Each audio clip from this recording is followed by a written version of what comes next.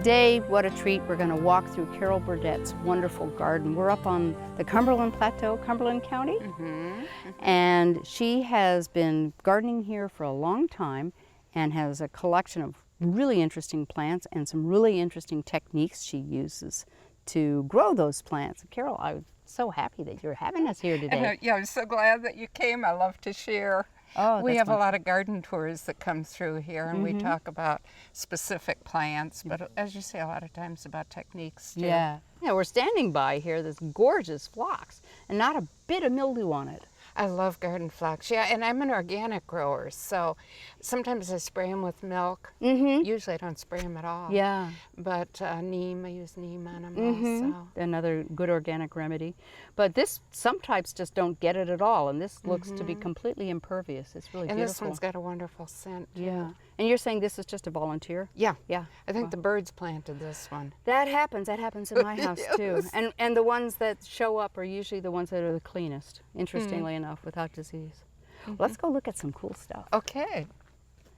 Carol, one thing I notice is that you just really don't have much in the way of weeds at all. And do you go around and hand weed all this? What do you do? No, I get out the vinegar. When I go to Walmart, you can hardly find vinegar on the shelves anymore because Really? I keep telling people vinegar works better than glyphosate. Really? Which is Roundup. It really does, yes. And so I just put my vinegar straight into my sprayer. Like a and hand, like a... the like 2 gallon, yeah, you pump gotta sprayer. pump up, yeah. Right. And put a handful of salt in there. Like just a like maybe half a cup? Would that Yes, be about? I think lately, because I've had so much of it, you know, Yeah. you can buy it at a feed store for Yeah. $5 for a big bag. I put a little more, maybe 2 handfuls, but anyway. Maybe a cup of salt in like a 2 probably. gallon pump sprayer. I'd say that's Mix it good. with straight white vinegar. Right. Just straight vinegar and spray it on the weeds in the path, and they just... Does a wonderful job.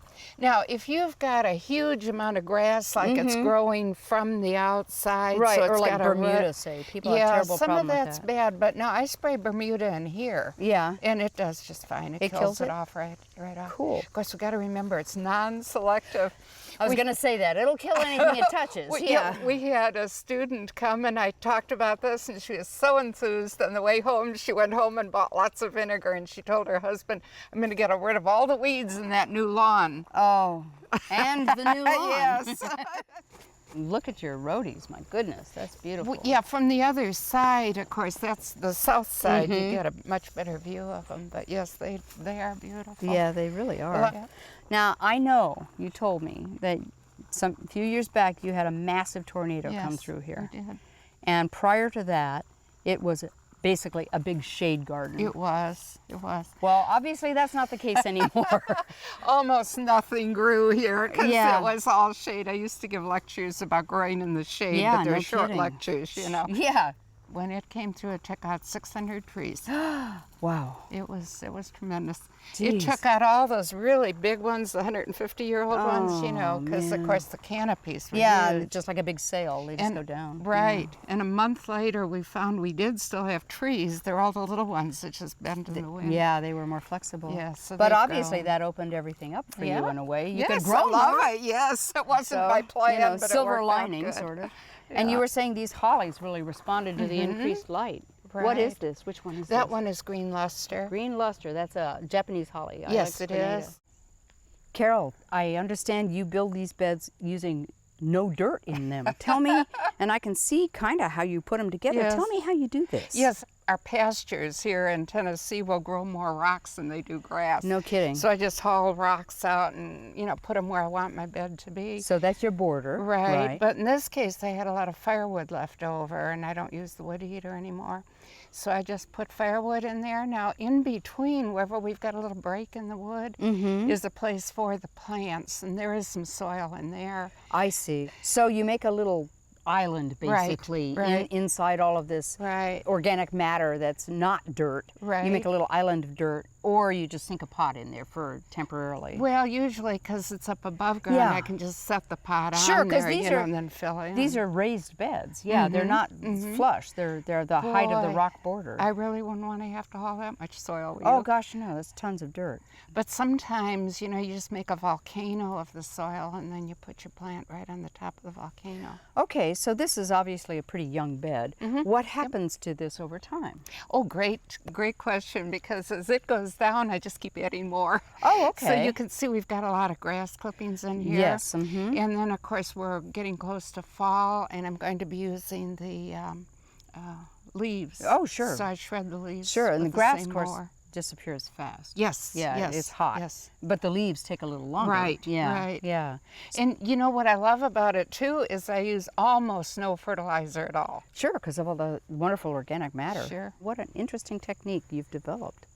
See the little baby coming out of the leaf? That's so cool. It's from the West Coast. Tolmia, P-T-O-L-M-E-I-A, I think, and piggyback. Okay, yeah, I just always called it pick-a-back, But tell me pick-a-back or piggyback. how you grow it here, because I didn't realize it was hardy. It just keeps growing. I pile leaves on it in the fall, and it comes back in the spring. It just comes right through the leaves. That is awesome. And of course, what I love about it too is it's tall enough to really shade out the weeds. Yeah, it's so 'Cause- thick. Yes. That's Yes. great. What a great plant. That's so cool. Well, here's another beautiful raised bed, and I'm really admiring this red bud. Which one is this? This one's Hearts of Gold. Oh, isn't that lovely? At Ag Research with the University of Tennessee, we've got trial gardens, and we had 16 red buds in the gardens for Wow. 3 years. So for 3 years, I got to watch them and see what I really like. Hearts of Gold is wonderful. You can see all the gold color Yeah, that it's it's still really- got. So for 5 months, you know, this has given me the color for this bed. Right, so you get that beautiful early bloom, and then you Yes. get spectacular color for the rest of the summer just from the Uh-huh. foliage.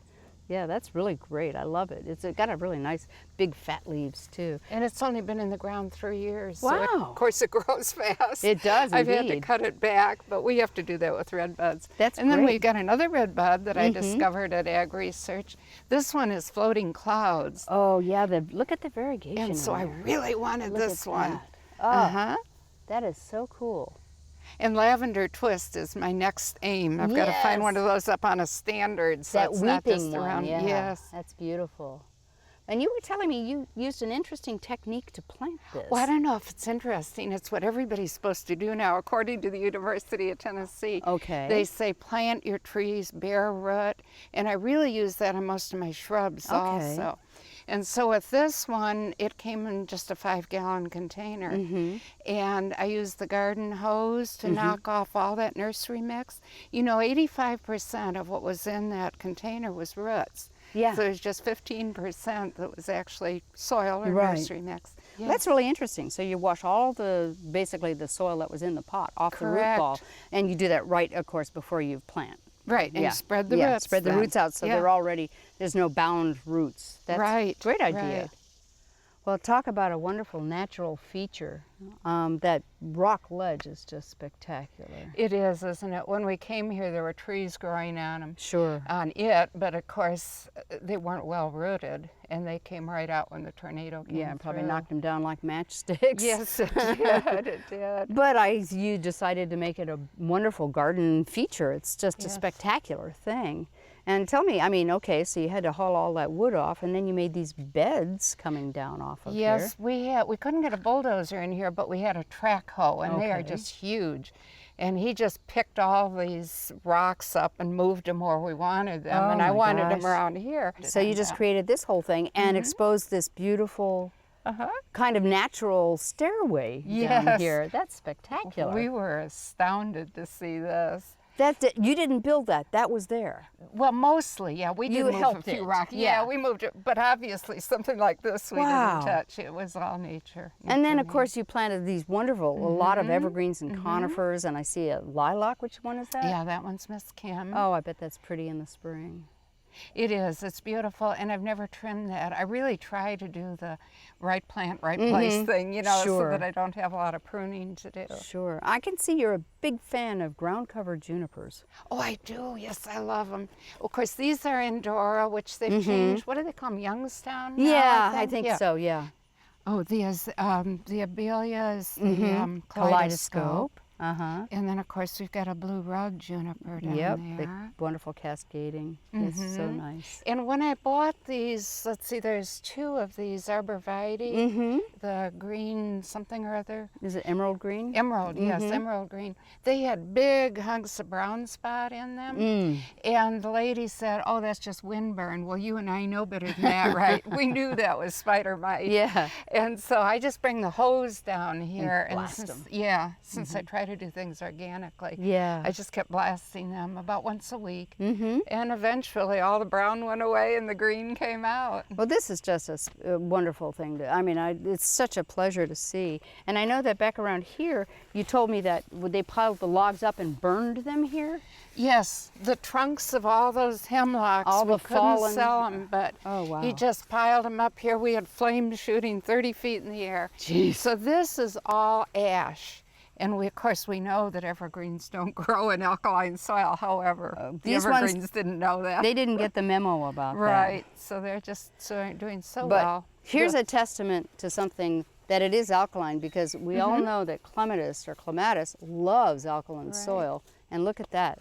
It's right now, it's the middle of August, folks, when we're shooting this. And look at this thing. It looks fabulous. What a spectacular place. It's just such a lovely thing. It's so nice that I've been able to be the caretaker of all this. Oh. It takes about 3 hours a day all year round, but it's what I do. Wow. Carol, I got to say, one of the things that is, to me, most striking about the wonderful work you've done here on your property is the way you've incorporated the naturally occurring rock ledges coming down this hillside that you're situated on into your garden design. I mean, I just love the way that you've built this water feature coming off of what is obviously, a big thing that's been there for gosh knows how long. Yes, we've got so many rock ledges, and it would just be a shame not to highlight them. Well, they're gorgeous. They are, really. Something you can't make by hand. No kidding. Yeah, so we just kind of added to it. You are blessed with that, and I really like the way this whole thing sort of flows off of this bench almost of rock that you've got here.